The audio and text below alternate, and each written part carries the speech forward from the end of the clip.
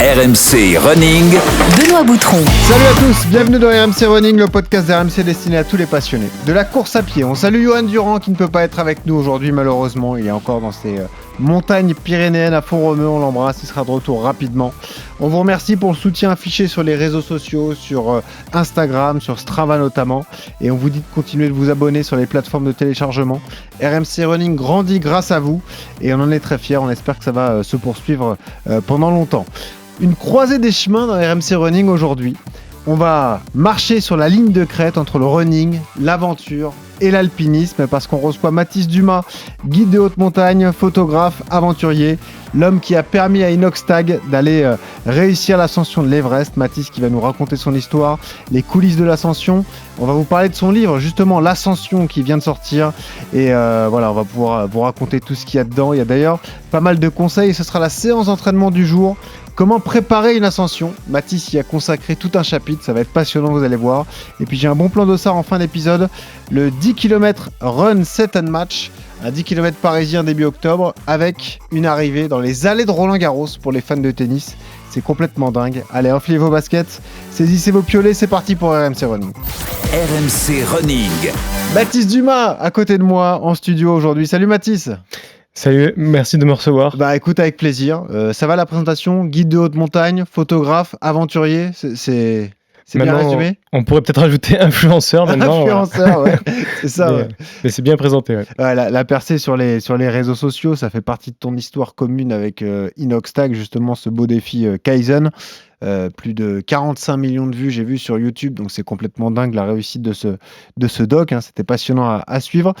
Tu sors ce livre, L'Ascension, donc aux éditions Michel Lafon. On embrasse Baptiste Chassagne, notre ami qui t'a aidé, qui l'a coécrit avec toi pour mettre tes idées en place et tout. Et précision importante, j'ai dit que tu es photographe. C'est un livre très illustré. Il y a des photos de montagne de partout. Il y a des photos de toi enfant durant toute ta vie, l'adolescence aussi qui a été importante. Et puis ensuite, sur tout ton défi. Il y a 99,9% qui sont de tes photos. C'est toi qui as fourni les photos pour le livre. Exactement, ouais, c'était un super travail là, que j'ai pu réaliser avec Baptiste Chassagne. Ouais. Et donc il a pu mettre des mots sur mes idées et sur les images que je rapporte depuis des années en haute montagne. Et effectivement, plus de 99% des images, c'est mes images que j'ai pu ramener, documenter durant toutes ces années. Et il est magnifique. Hein. Ça pèse un peu, mais au moins vous allez en prendre plein les yeux, toutes les images de montagne, d'ascension et de sommets vertigineux, et surtout toute ton histoire. Alors justement, avant d'attaquer ton histoire personnelle, on est RMC Running, on a un podcast de course à pied. Toi, tu te mets au trail un peu, tu étais sur l'UTMB, tu as fait la MCC d'ailleurs, sans trop d'entraînement. Mais c'est bien passé. Hein. Ouais, c'est ça. En fait, j'ai mis mon tout premier dossard cette année sur le Cross du Mont Blanc. Ouais. Donc en fait, pour moi, c'est vraiment, je suis à la maison. Hein. C'est dans la vallée de Chamonix, là où je vis toute l'année. Donc ça faisait du sens aussi. Et c'était pour moi une manière de trouver un peu un objectif cet été qui me motive à m'entraîner et à sortir de ma zone de confort. Et du coup, je m'étais fixé un peu la MCC comme défi de fin d'année, de fin d'été. Et donc voilà, j'ai couru, mais bon, j'avais un tout petit entraînement. Hein. J'ai regardé, j'avais même pas, je crois, j'avais moins de 200 km à la fin de l'été là de course à pied. Ouais. Donc je suis vraiment hyper nul. Mais non, ça s'est bien passé parce qu'au final, le cardio est quand même là. Ah, c'est ça. Et toi, tu as l'habitude d'évoluer à haute altitude, tu fais du sport quasiment tous les jours, donc tu as un entraînement très sérieux. En fait, c'est juste musculairement peut-être que tu souffres en fait. C'est ça, c'est musculairement où voilà, on sent que les quadris, ça manque de volume d'entraînement. Et ce qui est marrant, c'est que dans les montées, je reprends beaucoup de monde. Et dans les descentes, j'arrive à être aussi rapide. Ouais. Par contre, sur le plat, je me fais. J'ai pas de vitesse. Ça, sur le plat, je suis hyper nul. Quoi. Faut pas t'envoyer sur une piste d'athlée, quoi, c'est ça. Non, il y a Dorian Louvet qui essaye de m'embrigader sur des marathons. Là. Oui, bien sûr. Je pense que ça, pour le coup, c'est vraiment beaucoup plus challengeant pour moi que les trails en montagne. Ouais, enfin, après, s'il fait le malin, notre ami Dorian, tu pourras l'emmener sur un sommet comme ça, à 8000 mètres d'altitude. On verra s'il fait le mariole. On l'embrasse d'ailleurs. Tu sais qu'on suit son défi Miles of Discovery dans RMC Running depuis le début. Et on l'accompagne sur chacun de ses marathons. Donc, il a fait 60% de son défi là, avec le marathon de Sydney et on vous donnera des nouvelles rapidement. Allons-y sur ton histoire parce qu'elle est passionnante cette histoire. Toi, tu grandis en Ardèche au départ avec ton papa et ta maman. Pas passionné de sport particulièrement, plutôt par les conneries d'enfance, hein, on peut dire ça comme ça. Ouais, c'est ça. Quand j'étais jeune, en Ardèche, déjà, c'est une région qui est un petit peu particulière. Hein. Ouais. Pour les jeunes, c'est vrai que c'est assez calme, on va dire. Ouais. Et donc, j'aimais bien le sport, mais un peu comme tous les jeunes, il y avait pas vraiment de. J'avais du mal à trouver un sens à ce que je faisais. Après, ton père a essayé de t'initier au VTT un peu? Ouais, mais du côté de mon papa, c'était beaucoup vélo. Mon grand-père aussi, vélo, VTT à fond. Et ma maman, elle faisait plutôt triathlon, donc course à pied. Ah ouais, t'es sportif, les parents. Ouais. Les parents, ils étaient quand même assez sportifs, mais et du coup, nous, quand t'es jeune, tu vois bien, tu prends ça un peu comme une contrainte. Hein, quand des fois, t'as envie de rester devant la play ou devant la télé. Moi, je me rappelle, des fois, c'était un peu dur. Après, t'es trop content de faire ton sport et surtout de partager ça avec tes parents. En fait, avec du recul, c'était des moments qui étaient merveilleux. Mais c'est vrai qu'il y a des fois, je me rappelle le dimanche matin, mon père qui voulait toujours m'emmener faire du vélo. 2-3 dimanches matin en hiver, j'avoue que je traînais un peu la patte. Hein. C'est sûr. Je me permets de parler de conneries parce que tu en parles toi-même dans le livre et ça fait partie de ton histoire et puis ça construit un peu toute cette histoire et tout le cheminement parce que t'es un peu turbulent, t'as une bande de potes, vous faites un peu de bêtises et la famille prend la décision de t'envoyer en internat et c'est peut-être là que ta vie bascule finalement. Tu débarques en internat, d'ailleurs on voit ta chambre notamment qui est en photo et c'est vrai que ça fait pas rêver à l'époque. C'est un contexte très particulier mais c'est aussi grâce à ça que tu vas avoir cette révélation et cet amour pour la montagne qui va naître en fait.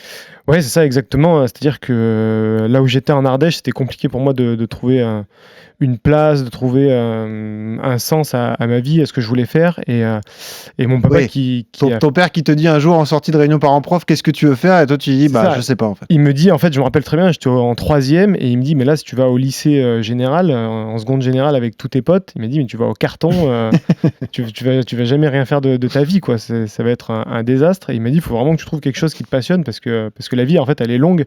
Et si tu fais un métier qui te passionne pas ou quelque chose qui te plaît pas, il m'a dit, la vie, elle va être très longue. Ça va être dur. Bien sûr. Et donc, mais bon, quand tu as 13-14 ans, c'est dur de se rendre compte de ça. C'est dur de réaliser ce qu'il te dit à ce moment-là. Et puis, c'était un peu la période de l'hiver. Et moi, je dis, moi, ce que j'aime bien, c'est aller au ski. Quand on va en famille au ski, mais tu vois, on y allait très peu. On habite en Ardèche, on y allait les week-ends un petit peu de temps en temps. Et du coup, mon papa qui s'était mis à rechercher un peu à droite à gauche des formations, des lycées, des métiers, et trouvé le lycée des métiers de la montagne à Saint-Michel-de-Maurienne. Ouais. Et du coup, c'était bien parce qu'il formait C'était une formation professionnelle, donc CAP, bac professionnel. Et en même temps, on était libéré une partie de l'année pour préparer un diplôme sportif, donc comme accompagnateur moyenne montagne, moniteur d'escalade, pisteur secouriste, et avec le diplôme de guide à long terme. Et du coup, je m'étais dit que ce soit ou par le côté industriel. Donc moi, j'avais fait un CAP sur les remontées mécaniques. Exactement, et on voit tes photos, les mains dans le cambouis et tout, c'est passionnant. Mais ce sont tes débuts aussi en haute altitude, parce que tu es sur des stations comme Val Thorens, où tu es très haut, c'est la plus haute station d'Europe. Donc là, tu te mets à travailler à 3000, 4000 d'altitude, quoi.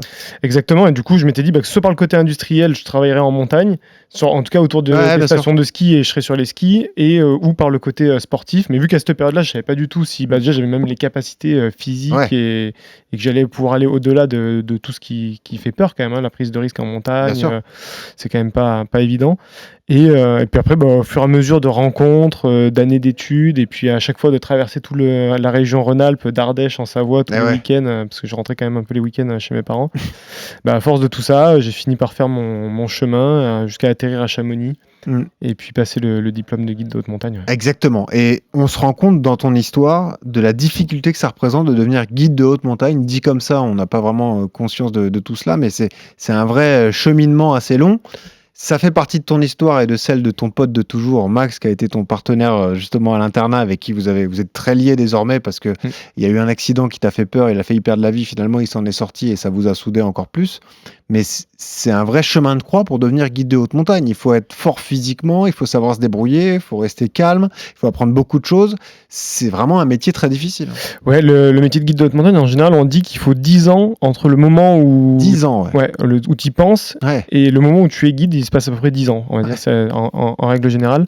Et, donc c'est une motivation constante pendant 10 ans. C'est ça. En fait, ce qui est très dur, c'est d'être fort dans plusieurs disciplines. Ouais. En fait, il y a autant le ski que l'alpinisme, que l'escalade sur glace. Donc, il y a toutes ces disciplines-là qu'il faut maîtriser. Et c'est des disciplines qui sont pas du tout complémentaires. C'est-à-dire que le ski, ça va développer vraiment les grosses cuisses. Il faut être lourd pour être fort en ski, pour aller vite. Il faut être un peu robuste. Alors que l'escalade, justement, tu luttes contre la gravité. Et donc là, il faut plutôt être léger. Donc, agile, léger, souple. Là où les skieurs, quand tu fais beaucoup de ski, tu sais que c'est pas les les qualités primaires, donc c'est toujours une balance à trouver entre fort en grimpe, puis fort en ski, puis il faut quand même avoir le cardio, plus la gestion de la montagne, les gestions des itinéraires, avoir un peu le pied montagnard, comme on dit. Ça aussi, le pied montagnard, la gestion aussi de l'organisation pour te repérer, le sens de l'orientation, tout ça, c'est délicat. Hein. Exactement, il n'y a pas que la partie physique pure, il y a vraiment toutes ces choses-là autour. En fait, on dit souvent, par exemple, les mecs qui font de l'escalade, qu'il y a un jeune qui peut grimper du 8B en salle, si en fait dans une cotation beaucoup plus simple en montagne, qui peut être apparentée à de la crape à hutte, tu vois, en montagne, s'il met le même temps pour grimper une voie très dure que d'aller dans des terrains faciles, bah, tu vois, t'as pas le pied montagnard, alors que c'est ça le métier de guide, c'est être justement agile, être un peu un chamois, un bouquetin dans ces terrains où il peut y avoir des prises qui s'arrachent, des rochers qui se dérobent sous tes pieds, et c'est là où il faut pouvoir être agile et trouver ta voie là-dedans. Et ce que j'aime bien dans ton livre, c'est qu'il y a à la fois le récit, il y a les photos, et il y a aussi les conseils. Tu fais des encadrés parfois justement sur des conseils, parce que tu sais aussi que tu vas t'adresser à un public jeunes, ou c'est la communauté YouTube aussi, ceux qui vous ont découvert à travers Kaizen, les 45 millions de vues, il n'y a pas que des jeunes, mais il y a beaucoup d'ados quand même qui suivent Inoxtag et qui ont suivi ces péripéties. Donc c'est pour ça aussi, j'imagine que tu as incrusté quelques conseils de vie à ce moment-là. Et le premier que j'ai retenu, c'est que, et tu le dis très bien, c'est déjà trouver sa voie, c'est important, c'est difficile, mais c'est important comme ça pour se fixer un cap et un but. Et surtout, toi, tu dis que tu n'avais pas de talent particulier au départ. Toi, tu es un besogneux, tu es quelqu'un qui réussit à faire des choses par le travail, le volume de travail, d'ailleurs, tu le dis toi-même.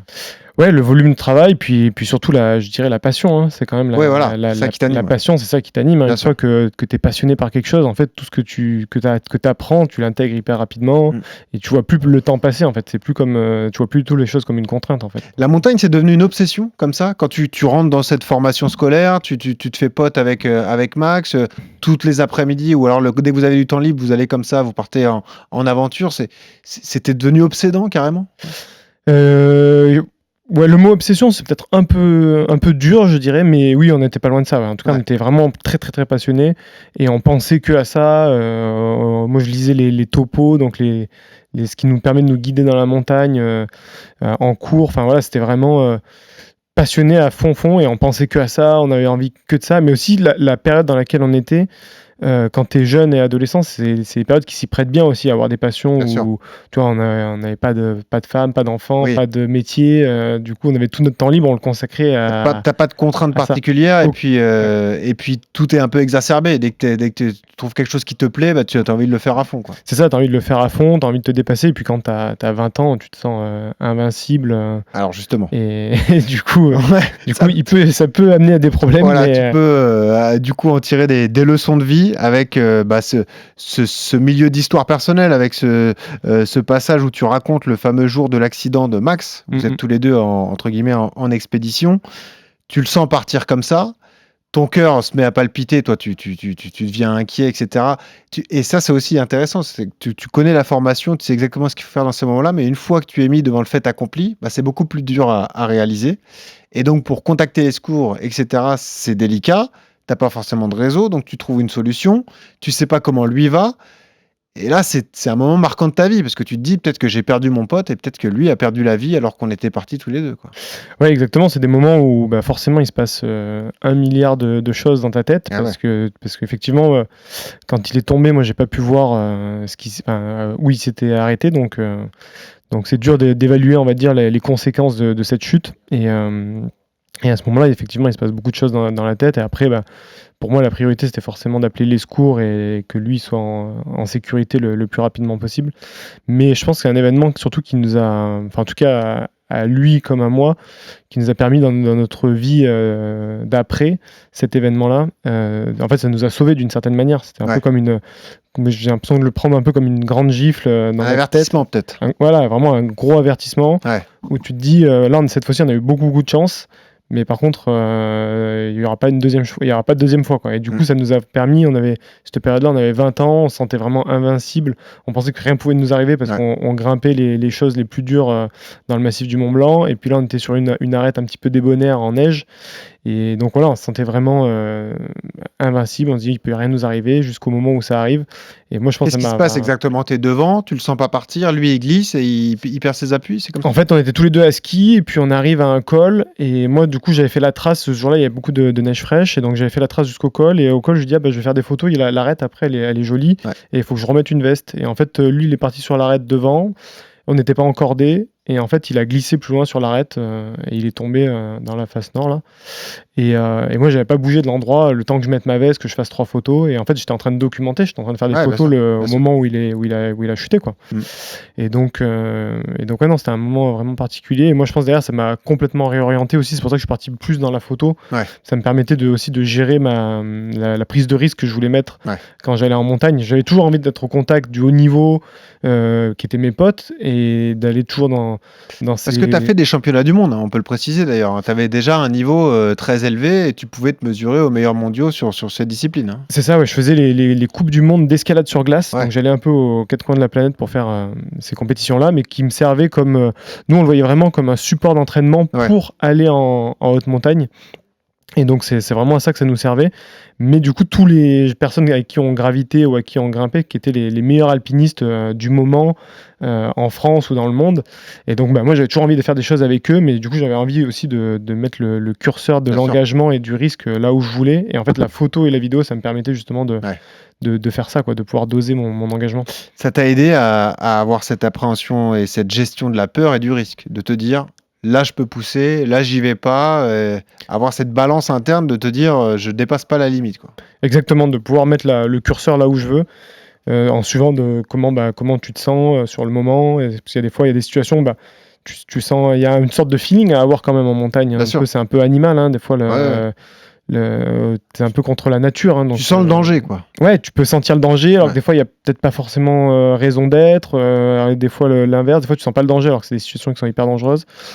Et c'est souvent après avec du recul, en fait. Et je vois même maintenant, à l'âge de 30 ans, là, je me dis, en fait, il y a plein de moments où j'ai survécu, quoi, vraiment. Et même avec mes potes, on se le dit, mais là, cette fois-là, on aurait pu y passer. Et parce qu'en fait, avec le recul, avec l'expérience, tu t'assagis et du coup, tu réalises. Mais c'est vrai que quand tu es jeune, tu réalises pas forcément tous les... Précisons que Max va bien, il s'en est remis, il est devenu guide de haute montagne, il a obtenu son diplôme. C'est ça, maintenant il est même formateur pour les guides. Donc tu vois, tout est bien qui finit bien. Cette passion de la photo aussi, qui fait partie de ton histoire, qu'on voit dans le livre et qu'on a vu aussi dans le doc. Comment ça naît ? Tu te rends compte que tu es face à des paysages sublimes, tu te dis j'ai envie de conserver ces souvenirs en mémoire, ça part comme ça, et puis après tu te prends de passion. Hein. De base, c'est vraiment, vu que du coup j'étais parti d'Ardèche pour aller en Savoie, et c'était vraiment pour documenter ce que je faisais vis-à-vis de ma famille, de mes amis. Ouais. En fait, j'allais en montagne, et c'est vrai que je leur expliquais un petit peu ce que je faisais en montagne, mais pour eux c'était un petit peu abstrait, et donc j'avais la seule moyen de leur montrer, de leur expliquer, c'était en prenant des images. Et donc de base c'était vraiment à titre personnel que je faisais de la photo, quoi. Vraiment je documentais mes aventures en montagne, entre guillemets. Et puis il y a eu les réseaux sociaux qui sont arrivés, il y a eu une demande énorme des partenaires pour avoir des images, parce qu'en fait tous les gars avec qui on grimpait et moi-même on avait déjà des partenaires vu qu'on faisait les compétitions d'escalade sur glace.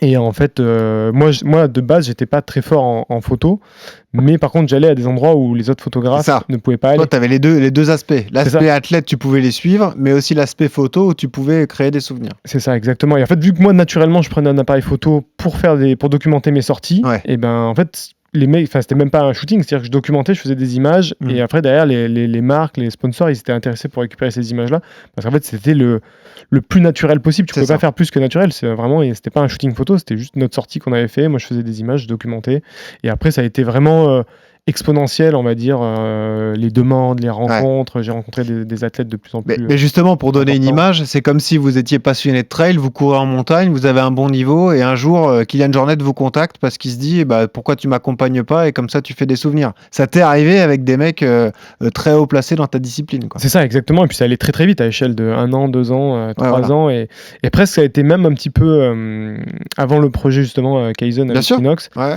Ça a été tellement rapide que j'ai presque eu un moment de dépression, parce qu'en fait ça a tellement été... Ouais, en 5-6 ans, j'avais fait tout ce que j'aurais pu imaginer. J'avais rencontré quasiment tous les athlètes de la planète, dans tous les sports.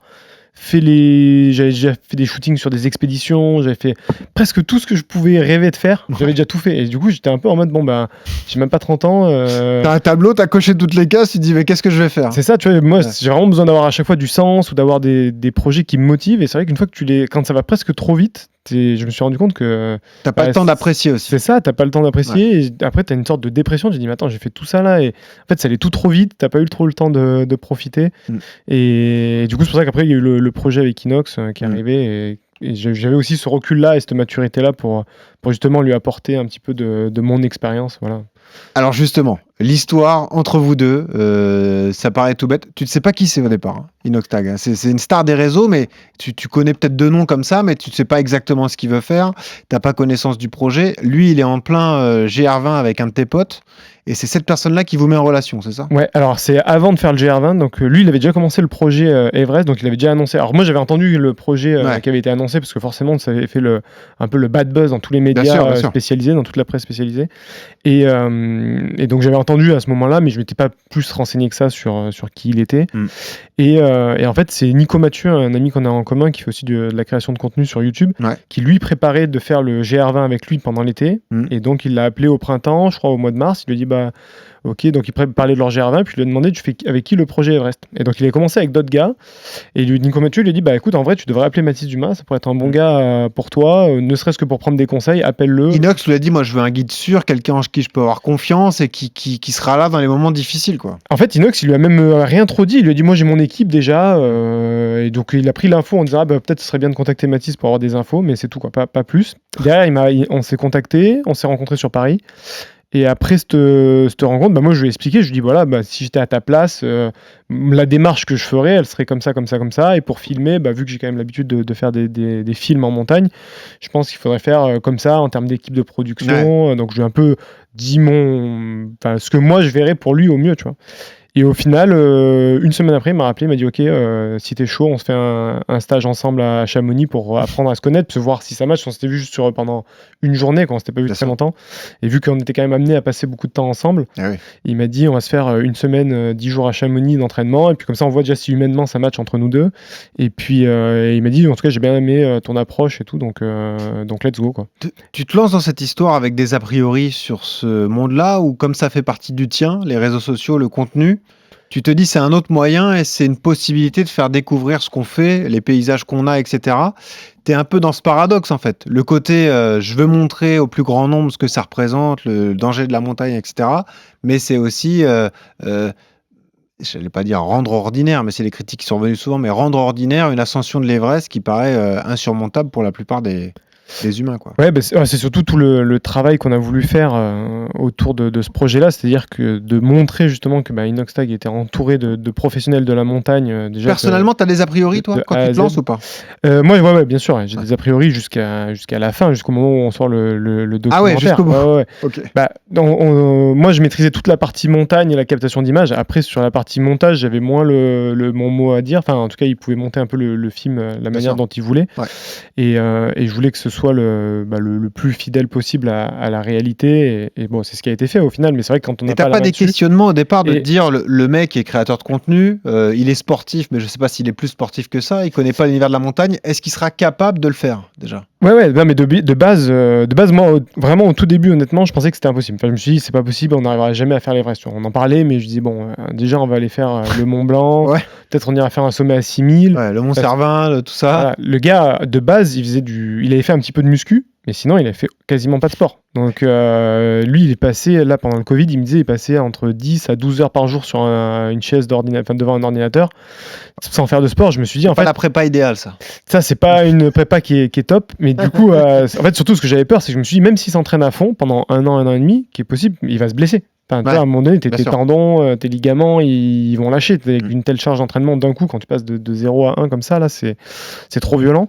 Donc c'est surtout ça qu'on avait peur, et c'est tout ça qu'on a dû doser. Et après, moi, j'ai vraiment construit le projet comme un peu un jeu vidéo, tu vois, pour vraiment lui parler dans son univers. C'était vraiment de dire, ok, le niveau 1, c'est faire un sommet à 4000 mètres.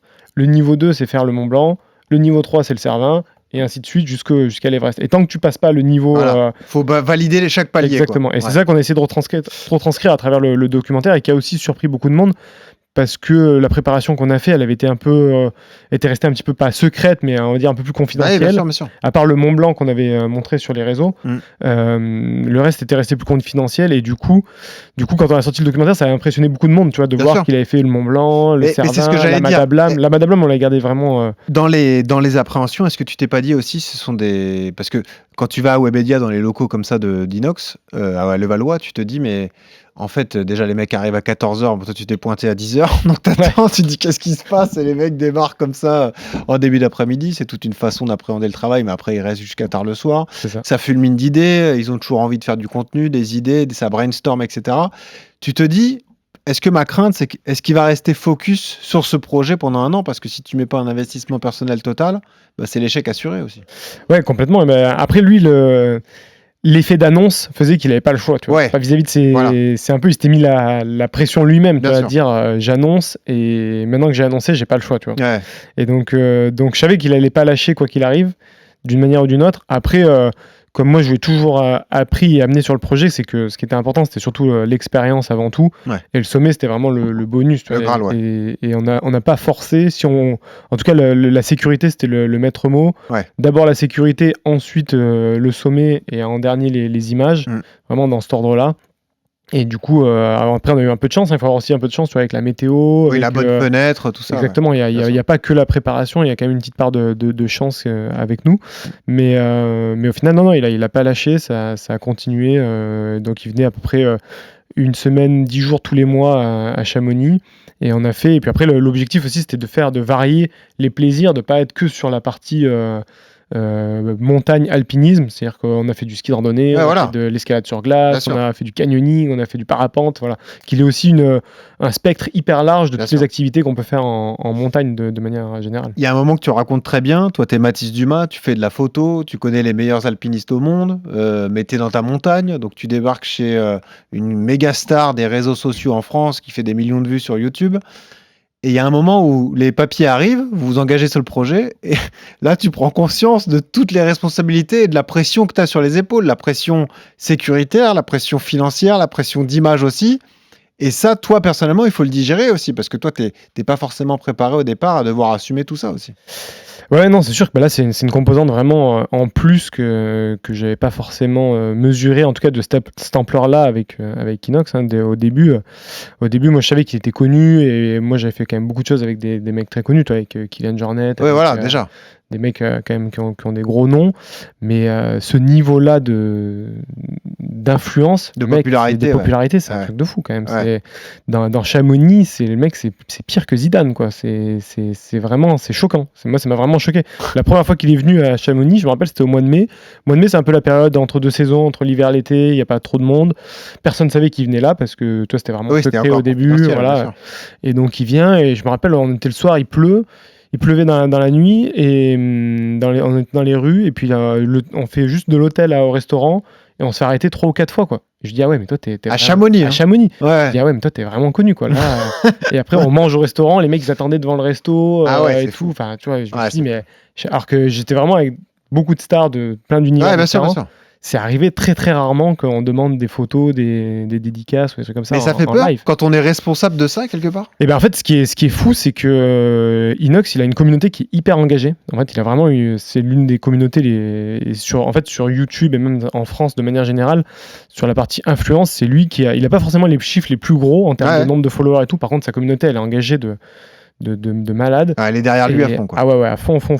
Et du coup, il a vraiment une équipe de hooligans. Et en fait, si tu lui fais du mal, un peu, entre guillemets, enfin, toi, même sans involontairement, tu vois, et ben, je sais que ça allait retomber sur moi. Et vraiment, dans le point où il fallait que je déménage, quoi. J'avais bien un plan où j'allais partir, limite, je quittais le pays, quoi. Tu vois, c'est vraiment. Mais non, c'est non, vraiment... mais ça paraît futile de dire ça comme ça, mais c'est un vrai enjeu personnel pour ta vie personnelle à toi, quoi. C'est ça qui est fou. Ah, ben, c'est ça. Si ça se passe mal, tu vas le payer, quoi. Et à la limite que tu le payes toi si tu as fait une erreur ou que qu'il se soit mal passé, à la limite, moi j'assume les conséquences. Ouais, j'ai toujours dit, moi j'assume à 100% toutes mes prises de décision et tout.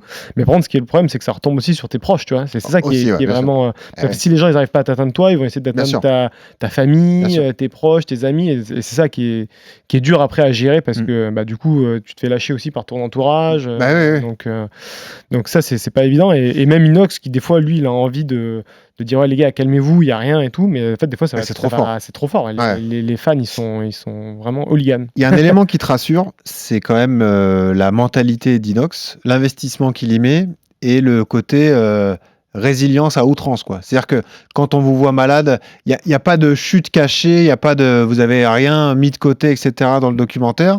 Enfin, quand on voit qu'il est malade, c'est pas pour scénariser le documentaire, c'est qu'il est vraiment malade, il peut pas y aller, mais lui il se force à y aller parce qu'il est tellement convaincu qu'il peut y arriver que finalement il se lance, quoi. C'est pas scénarisé à outrance, quoi, c'est ça que je veux dire. Ah non, c'est même pas du tout scénarisé, hein. Ouais. Il y a rien que, il y a peut-être une fois ou deux, on a refait des voix parce que tu vois, avec le vent en montagne et tout, on galérait à avoir du bon son, mais sinon sinon c'est vraiment la réalité pure et dure, et l'une des grandes forces de Inox, c'est son mental. Il a un mental qui est vraiment impressionnant. Il a une force mentale à pouvoir se faire mal, à se rentrer dedans, à aller au bout de lui-même qui est vraiment impressionnante. Enfin, moi, en tout cas, qui m'a impressionné. Dans la séance, là, tu vas nous donner des conseils, parce qu'on va un peu reprendre le plan que tu lui as programmé pour, sur un an, te préparer pour une telle ascension quand tu pars de zéro, hein, parce que lui, le monde de la montagne lui était étranger. Dans les grandes étapes, tu le dis, à Chamonix, vous rencontrez, tu lui apprends un peu à faire les manœuvres essentielles, si je peux résumer ça un peu vulgairement.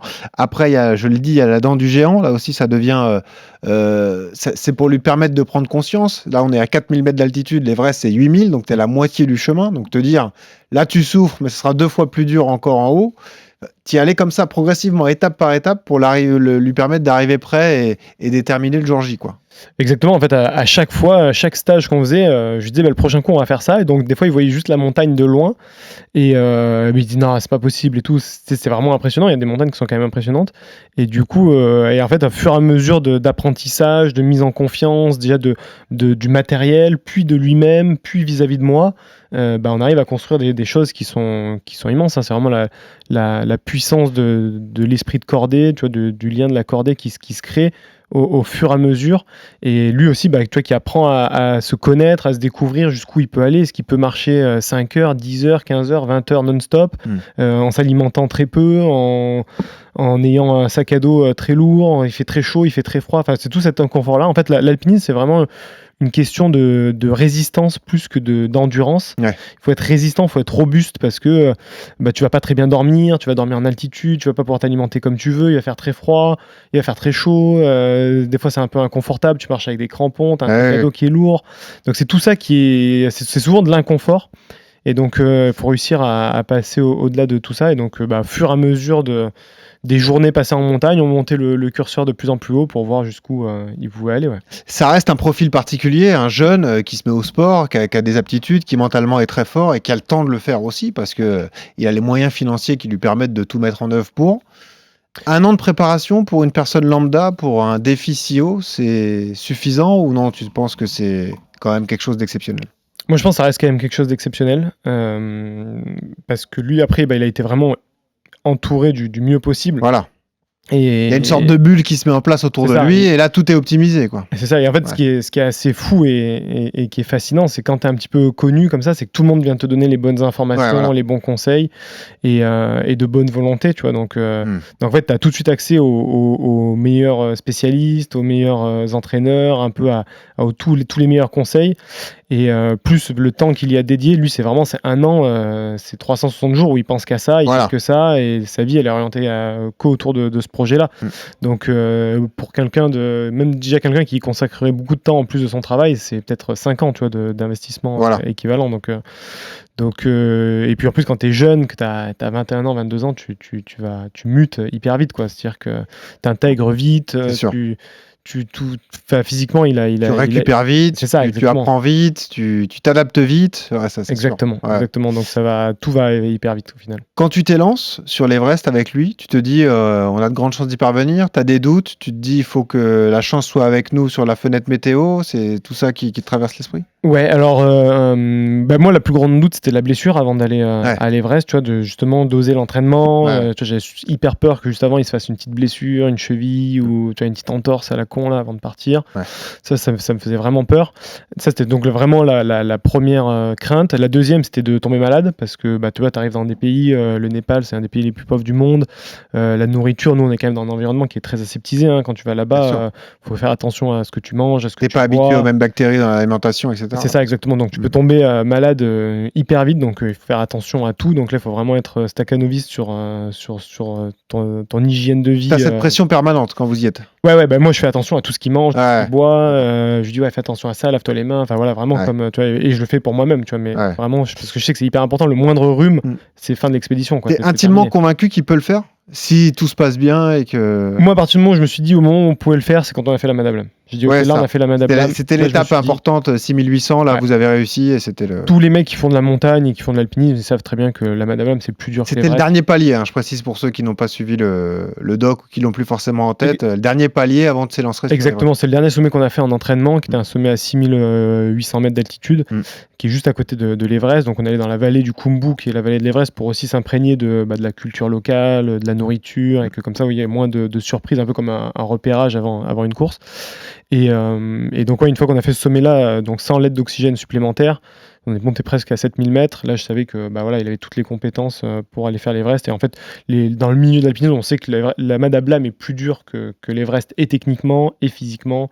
Et donc, voilà. Donc, c'était à partir de ce moment-là, je me suis dit, ok, là, normalement, si on a de la chance avec la météo, qu'on tombe pas malade, qu'on se blesse pas, normalement, on devrait pouvoir réussir à faire l'Everest. Et donc après, la peur de tomber malade, c'était la peur de la météo, quoi. Faut gérer le créneau météo, et qui est très compliqué à gérer sur l'Everest, parce qu'en fait, tu dois partir plusieurs jours avant de faire le sommet. Toi, tu as presque une marge de 4 à 5 jours au moment où tu pars du camp de base avant d'arriver au sommet. Ouais. Et donc, quand tu dis go, on y va, tu sais qu'il n'y a pas vraiment de retour en arrière. Tu lances la pièce. Et puis d'avoir une prévision météo fiable à 5 jours, c'est quand même compliqué. Déjà à Paris, c'est dur. Alors, c'est ça. Là, c'est sûr. Donc c'est pas évident, et c'est vraiment ça qu'il fallait qu'on ait un petit peu de chance sur la météo pour que ça marche. Je précise que tout ce qui est ascension de l'Everest et tout, le livre, c'est vraiment un complément à tout ça. Donc c'est pas là que tu vas le raconter, et tu as bien fait de faire ce choix d'ailleurs, notamment pour donner les conseils dans la 3e partie. Mais évidemment, allez regarder Kaizen si ça vous a échappé, même si on l'a dit, il y a 45 millions de vues sur YouTube. Il y a juste un moment que j'ai aimé, ça parlera aux runners qui nous écoutent, trailers ou runners d'ailleurs. C'est la façon de monter. Moi, je trouve ça fascinant. Tout le monde se dit c'est une montée régulière, etc. Comme quand tu es un peu en cyclisme où tu fais la montée d'un col. En fait, pas du tout. C'est un système de fractionné comme on peut connaître en course à pied. Tu vas faire 20 pas d'ascension rapide et tu vas récupérer entre 2 minutes 30 et 3 minutes. Parce qu'il y a un déficit d'oxygène, parce qu'il faut que tu récupères de ton effort, et parce qu'en fait, c'est comme ça que ça marche. Sinon, tu peux pas t'en sortir si tu montes inlassablement, quoi. Ouais, c'est ça qui est assez bizarre, et c'est un effort qui est horrible, parce que tu fais du fractionné pendant 4 heures, 5 heures d'affilée. Ah ouais. Et ouais, quand on a fait la Madame Lame, c'est vraiment comme ça. À l'Everest, elle a un peu moins fait, parce que du coup, avec l'apport d'oxygène supplémentaire là, via les bouteilles, t'arrives à garder un tout petit rythme, mais en tout cas, c'est un peu moins violent. Mais à la Madame Lame, là, c'était très très raide, et en fait, t'arrives pas à aller à un tout petit rythme suffisamment doucement pour vraiment faire un pas après l'autre.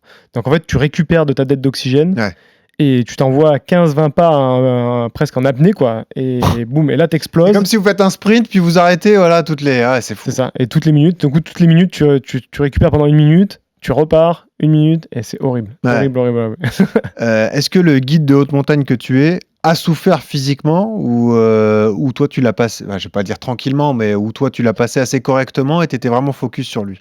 Non, après nous, c'est sûr qu'on est là pour performer pour lui, mais après on reste des humains. Il y a des jours où on est forcément on est moins bien, on est moins en forme, on peut être fatigué. Et puis moi j'avais aussi toute la pression de gérer l'image. Voilà, on avait des caméramans avec nous à gérer, les Sherpas.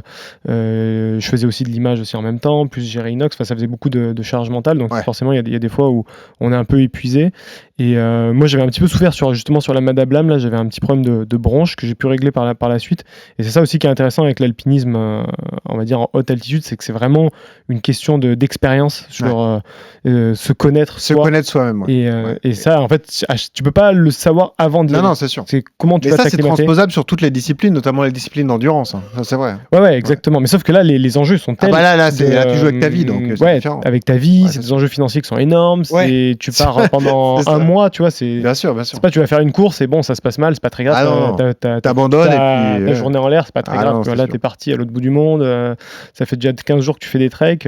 Quand ça marche pas, c'est un peu plus chiant. C'est sûr. Mais ouais, non, du coup, la Madame Lame, j'avais un peu souffert.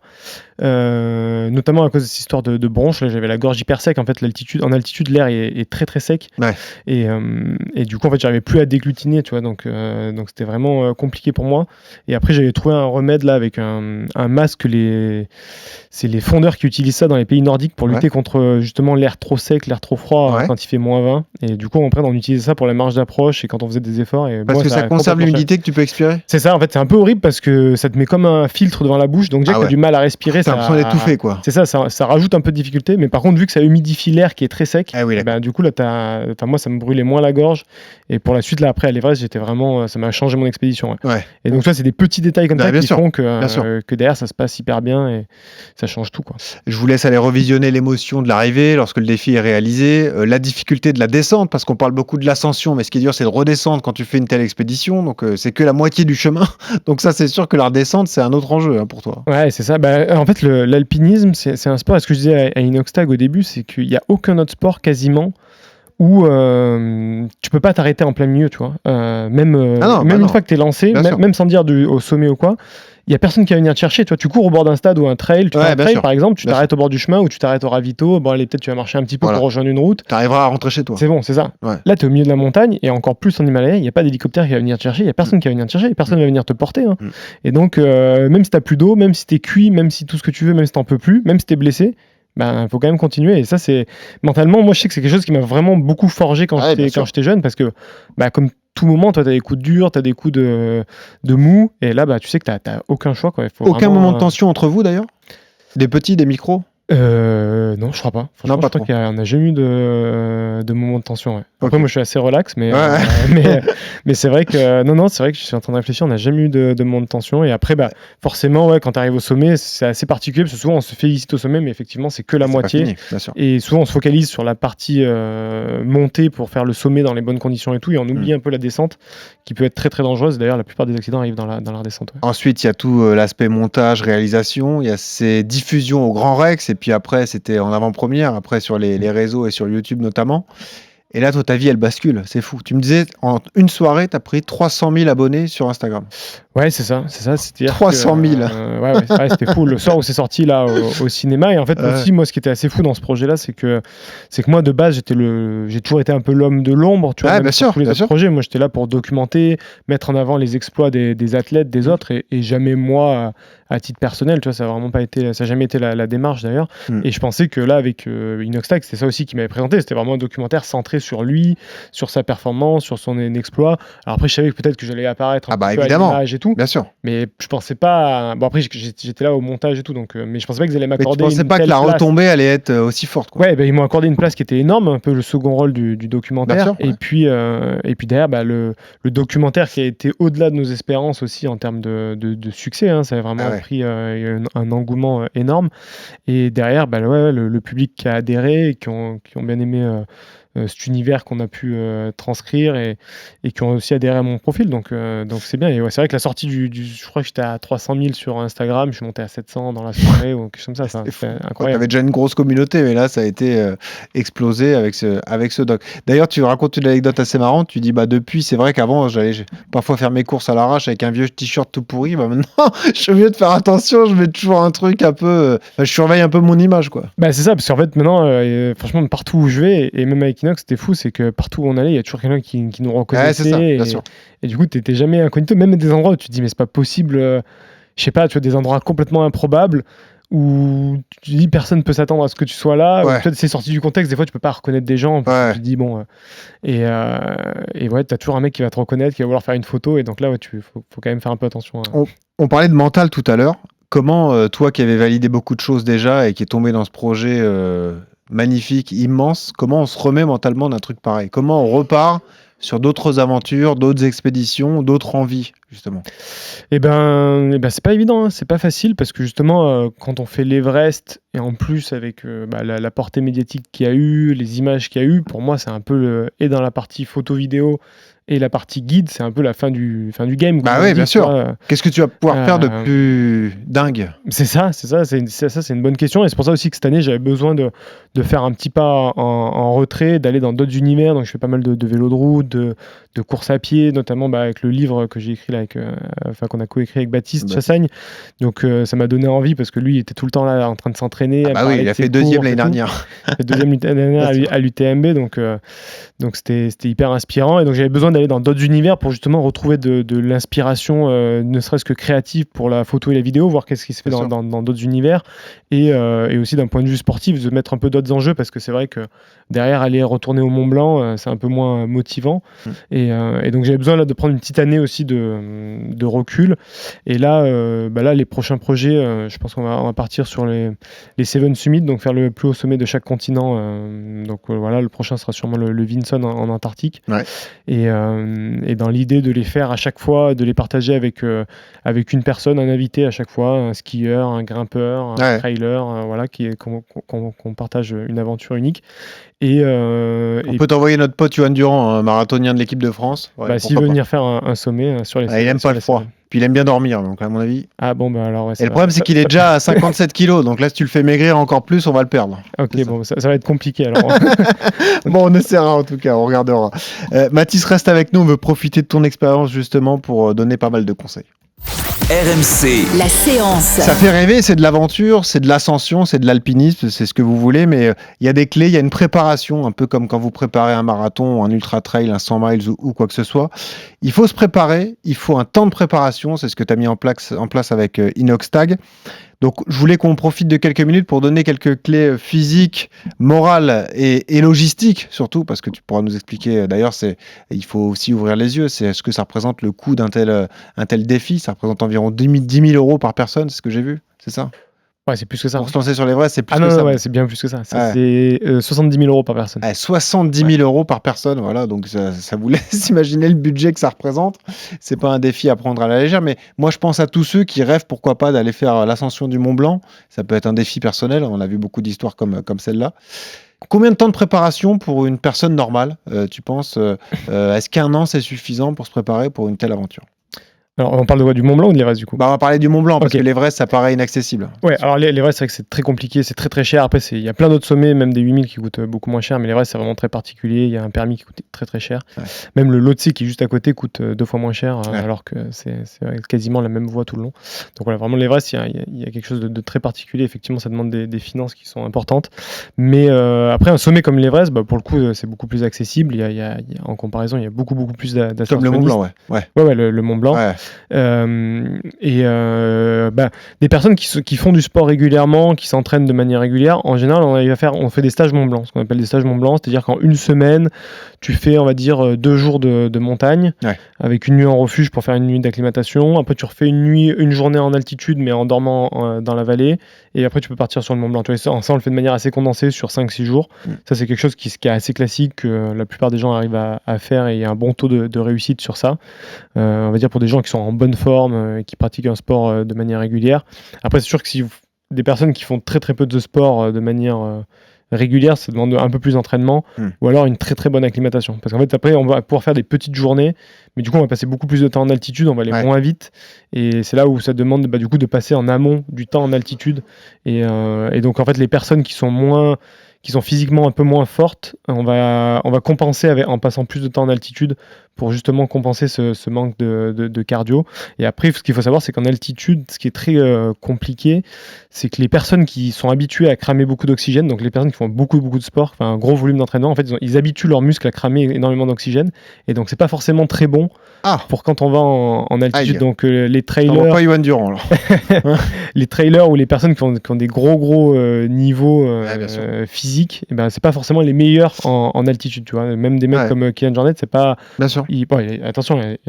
Après capacité hors norme, capacité hors norme et tout, mais par rapport à des mecs qui sont beaucoup moins forts que lui, tu vois, il était dans les mêmes temps sur dès qu'il passe les 4000 mètres, même, tu vois, Matteo Jacquemou qui a fait, quand il a fait les records du Mont Blanc avec lui, Kylian, il allait beaucoup plus vite dans la vallée, et jusqu'à 2000-2500 mètres, il l'explosait. Par contre, sur la partie haute, à plus de 4000 mètres, en fait, Matteo allait beaucoup plus vite que lui, tu vois. C'est pas le même effort. Et et là, du coup, ça dépend de ta physiologie. Donc, un système de, entre guillemets, week-end shock, passer du temps en montagne, en altitude, habituer l'organisme comme ça à digérer tout ça.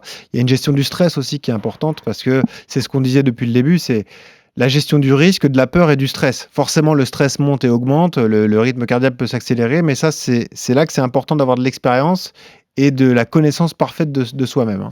Exactement, plus on se connaît, mieux c'est, justement pour s'alimenter. Plus on a pratiqué avant, ça permet de diminuer le niveau de stress, parce qu'on prend confiance déjà dans notre gestuelle, dans l'équipement, dans les crampons, dans la corde, et après dans les personnes qui vont vous accompagner en montagne, ça peut être le guide ou d'autres personnes expérimentées. Voilà, on prend confiance, on se fait confiance mutuellement, et tous ces petits facteurs-là, ils permettent de diminuer le taux de stress et donc d'être plus à l'aise, plus confortable, et du coup ça réduit le niveau physique aussi, parce que moins t'es stressé, mieux tu vas dormir au refuge, plus tu vas être reposé avant d'aller faire ton ascension, et après sur le moment justement tu vas pouvoir avoir des gestes qui sont plus souples entre guillemets que si tu étais complètement crispé et stressé, quoi. Il y a aussi l'aspect logistique, mais ça, tu l'expliques très bien. Donc, j'invite les gens à aller acheter le livre L'Ascension, parce que tu fais carrément comment faire son sac pour l'Everest, avec toutes les tenues détaillées, le piolet, tout ce qui est nécessaire, la montre, le sac, tout le matériel indispensable, qui est assez lourd. C'est une sacrée logistique. Mais là, c'est pareil. Il faut avoir une précision extrême, parce que t'as pas le droit à l'erreur, quoi. Non, c'est comme quand on prépare un ultra. Bien sûr. C'est chaque petit détail, même là sur la nourriture, le moindre petit gel, à quel moment tu vas le prendre, et tout est calé. Et là, quand tu pars sur une expédition comme l'Everest, forcément, il n'y a rien que tu laisses au hasard. Tout le matériel, tu l'as déjà éprouvé auparavant, tu as déjà tout testé. Et chaque gramme compte. Voilà, c'est vraiment que le meilleur matériel que tu vas prendre, et tu fais vraiment pas de compromis, quoi. Le meilleur conseil qu'on peut donner, c'est de se faire encadrer aussi par des spécialistes, des guides de haute montagne qui vont vous aider à aller accomplir cet objectif. De ne pas vouloir aller trop vite, j'imagine aussi, parce qu'il y a des gens qui peuvent arriver entraînés, qui peuvent se dire non mais moi je veux aller plus vite, et puis ils peuvent le payer ensuite. Ouais, c'est ça. En fait, c'est souvent aussi le problème d'avoir un gros niveau physique de base, c'est que tu as envie d'aller très vite, et donc tu as envie de griller des étapes quand tu es fort. Tu as envie d'aller tout de suite hyper vite, alors que c'est pas la meilleure chose à faire. Il faut vraiment réussir à prendre son temps, et c'est ce qu'on a essayé de démontrer à travers le documentaire Kaizen, justement, que Inox, c'est pas fait du jour au lendemain, et aussi à travers mon livre, voilà, il n'y a pas de hasard, en fait. Ça s'est fait, moi ça m'a pris quasiment toute ma vie pour avoir ce niveau d'expertise là et d'entraînement là, donc ça peut aller assez vite si on est bien encadré, mais par contre ça prend quand même la montagne, ça demande de l'expérience, en fait. Il faut vraiment passer du temps en montagne, et il n'y a pas d'autre choix que de faire ça. Je vais pas préparer ça le long de la Seine, quoi. C'est ça que tu es en train de me dire. Ça pourra faire partie de l'entraînement, mais l'expérience montagne, ça va manquer un petit peu à un moment donné. Il faudra aller en montagne. Mathis, reste là, j'ai un bon plan d'Ossard pour les auditeurs. RMC. Le bon plan d'Ossard. Et le bon plan d'Ossard, cette fois-ci, c'est un dossard pour une toute nouvelle course. Très sympa d'ailleurs, si vous êtes fan de tennis. Une première édition pour le 10 km organisé près de Roland-Garros. Voilà, c'est le 10 km Run Set and Match. C'est le 5 octobre.